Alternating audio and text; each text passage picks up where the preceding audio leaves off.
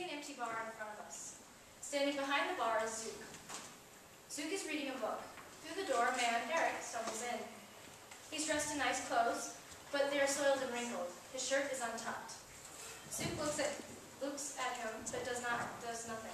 For a few moments, the man just sits at the table, breathing heavily and shaking. He doesn't seem to notice the bartender. Zook picks the book back up and keeps reading. Eventually, Eric notices that there's actually someone at the bar.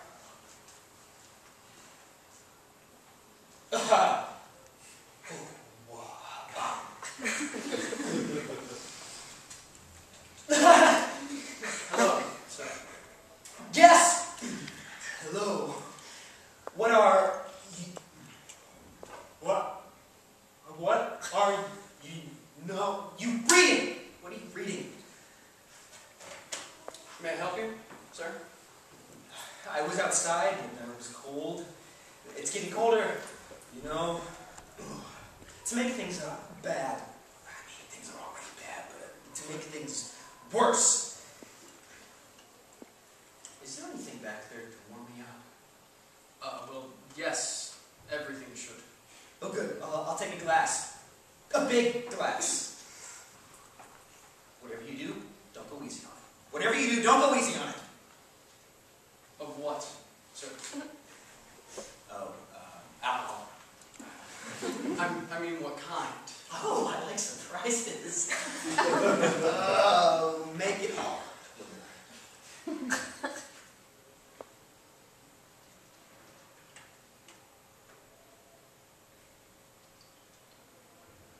I'm sorry, sir, I can't do that.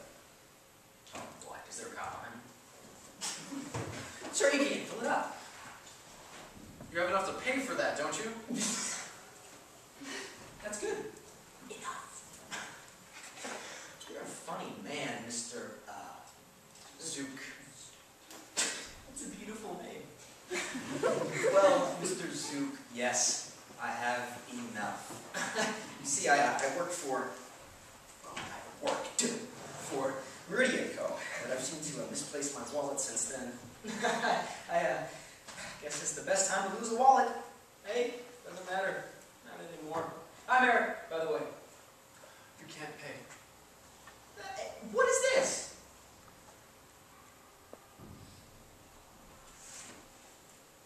You're acting funny, Zook. Yes, I just met you, but I'm sure you don't always act this way. I don't know why it's odd, sir. Isn't it customary to ask for money for a service? Well, let's just say it is. I would like you to give me the cup. Let off it. Have some yourself. Enjoy your damn self. God knows there's finally enough time for it. While I'm here, I won't let the bar go to shambles. I got it. Now's not the time to create tense relationships anyway. Now's the time to play it cool. As I was saying, my name is Eric. Thank you so much. I'm sorry.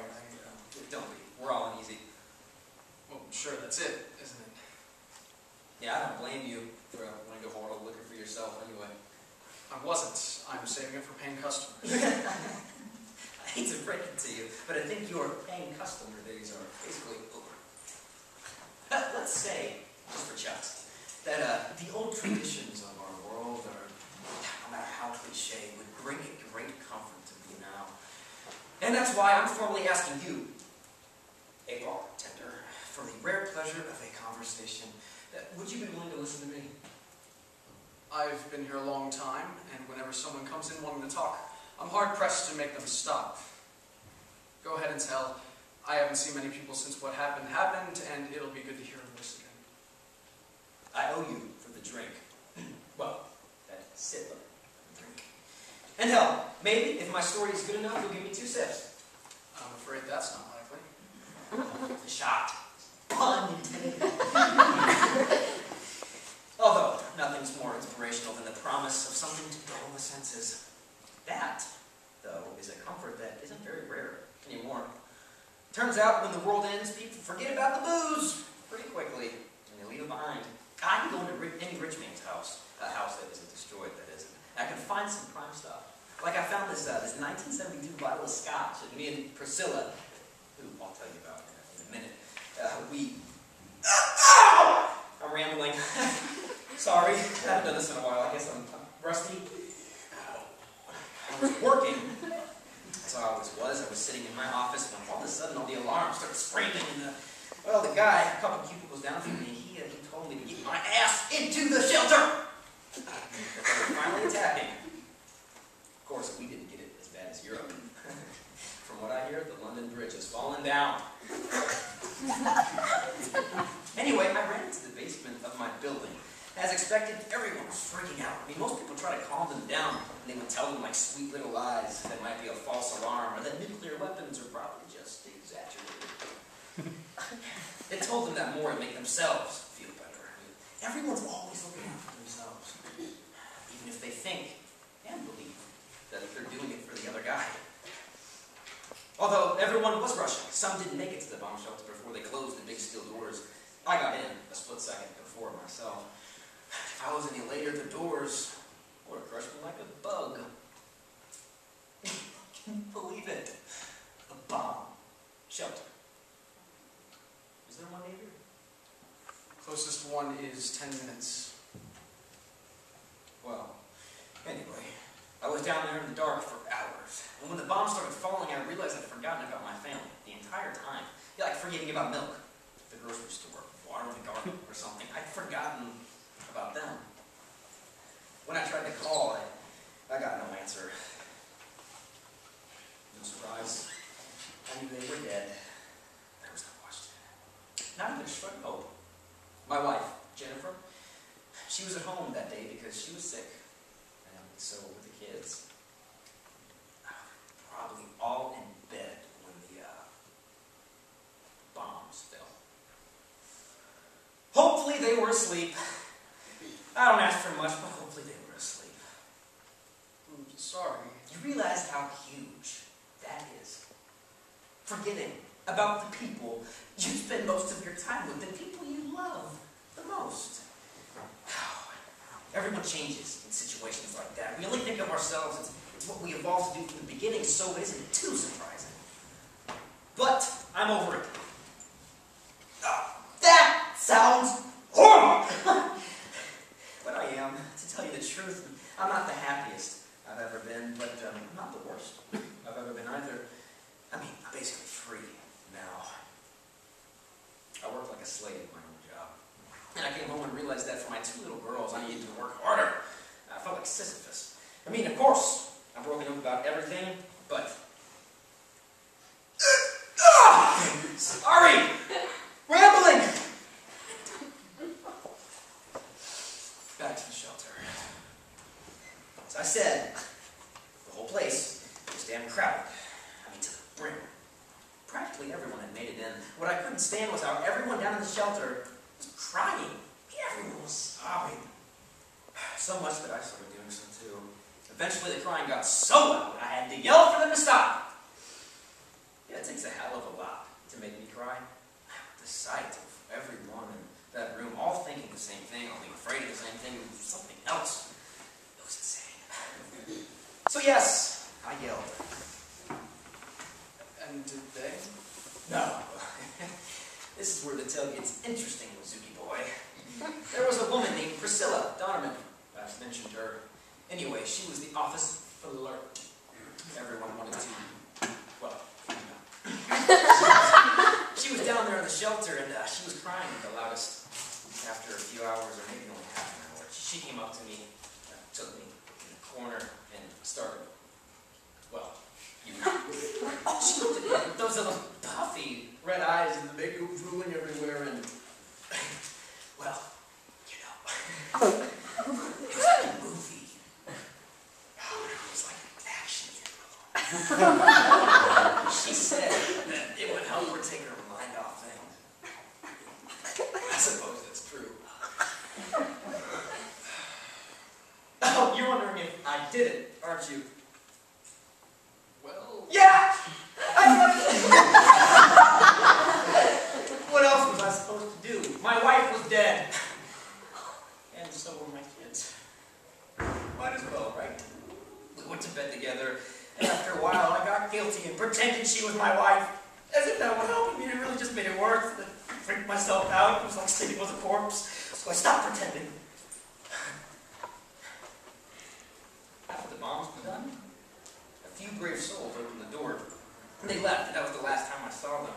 Me and Priscilla. And 2 others stayed behind. Eventually, Priscilla and I left together. We stuck with each other a few days on a nice abandoned luxury apartment downtown, and we stayed there. Half the building was burnt to a crisp, but the other half was just fine. The apartment had the food. The tenants had left, and we ate ourselves silly. The neighbors, there were none of them to bother us, and the only other people on that side of the building had killed themselves.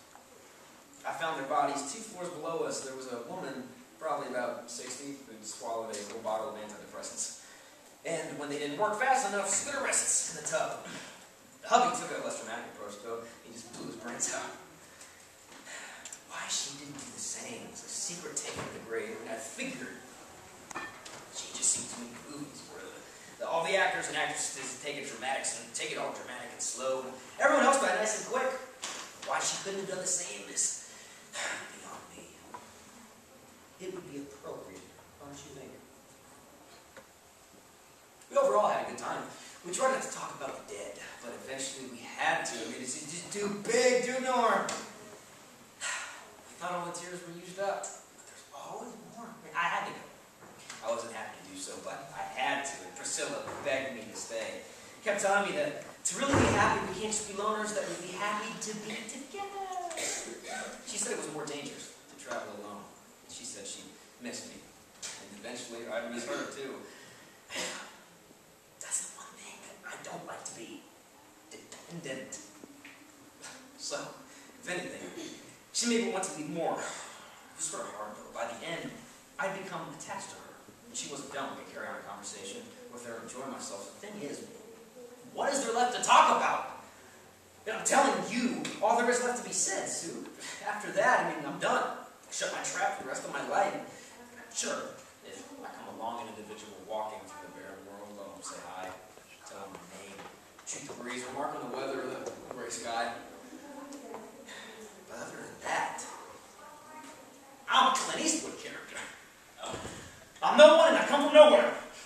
Never had a family. Anywhere of nothing. But if they ask and insist, I suppose I could tell them about my family. If only to serve as about a reminder that they are there. Brandy time! Very sorry about your, No, everyone's sorry about everyone's family, Sue, but I mean, I told Priscilla I was sorry about her family, even though she didn't have any kids and there wasn't much to feel sorry about.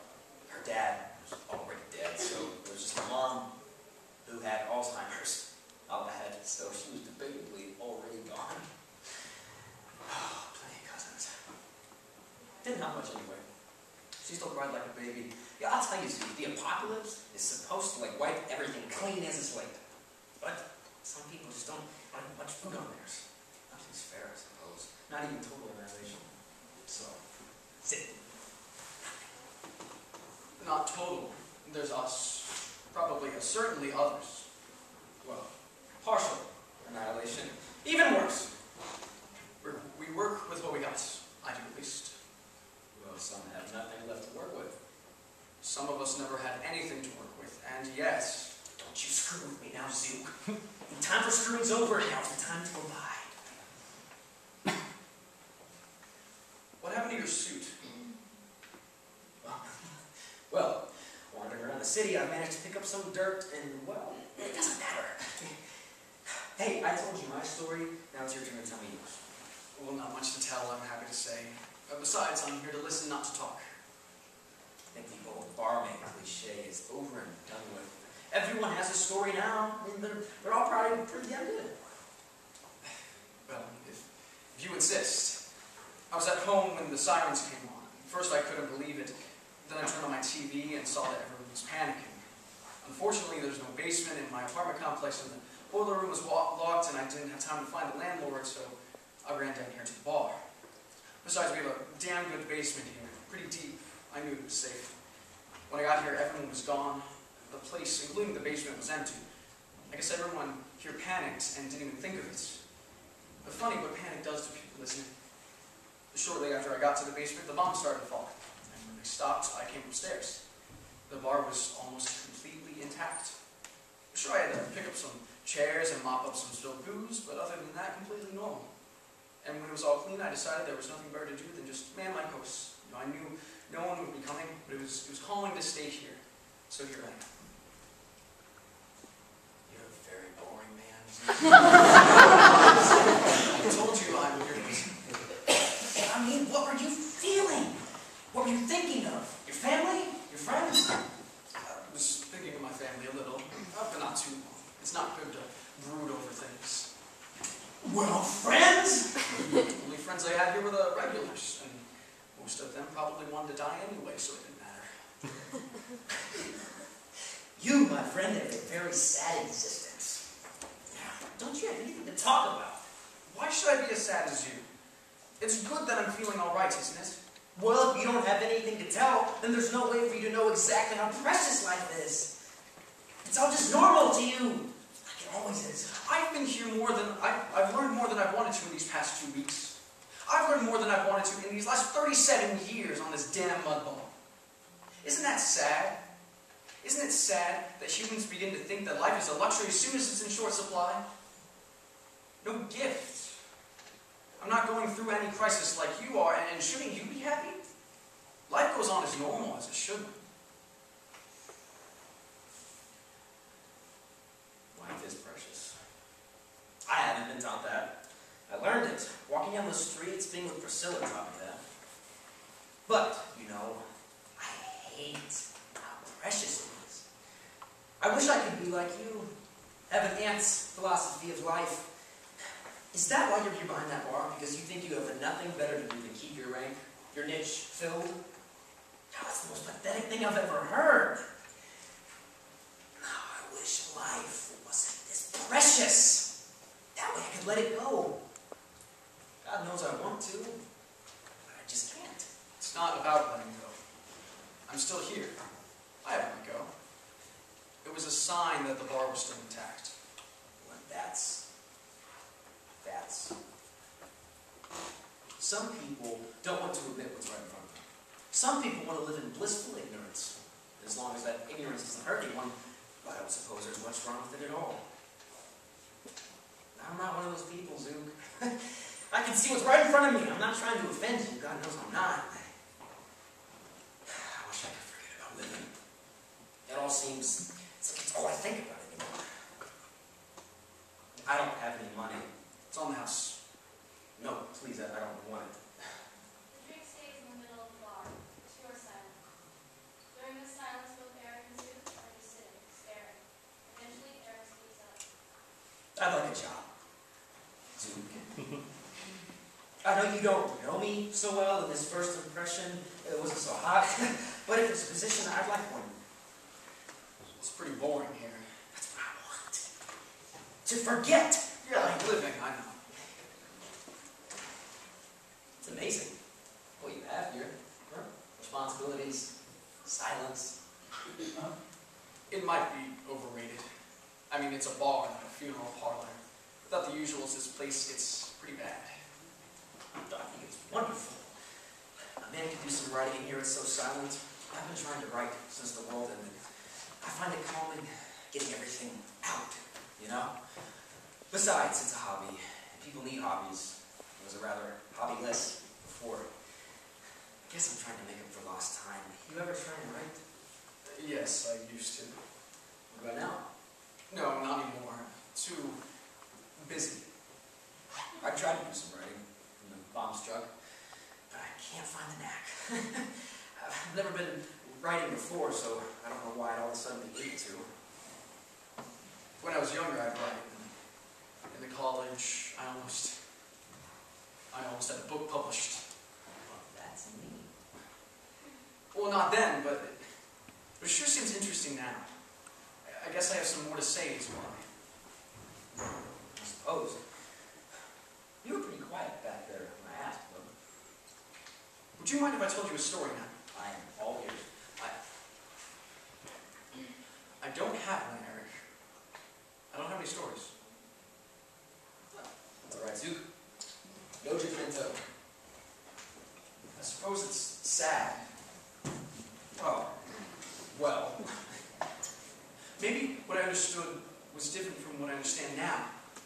maybe I understood that the stories were like landmarks.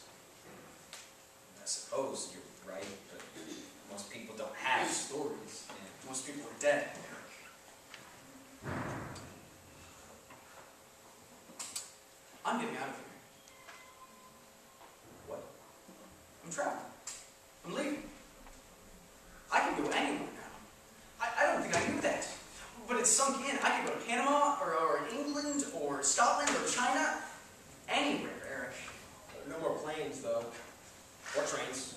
Or boats. Well, I'm sure there's things like what are those things called that rich people used to own? You know, the boats. Yachts! Yachts! Yeah, I could steal a yacht. Well, not that stealing anymore. I'm sure there are hundreds of them just waiting to be sailed. I can imagine it now, just sailing. I'm in the middle of the ocean, the sun setting on the horizon, making everything look like an orange ghost. I think that's the life, Eric.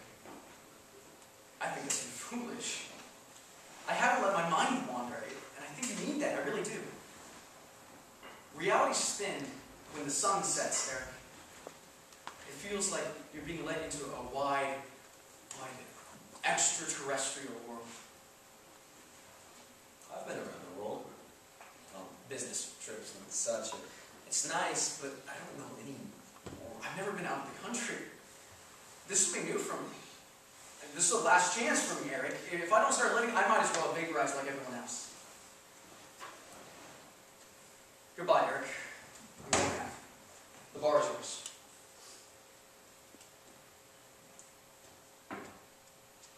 One for the road, please.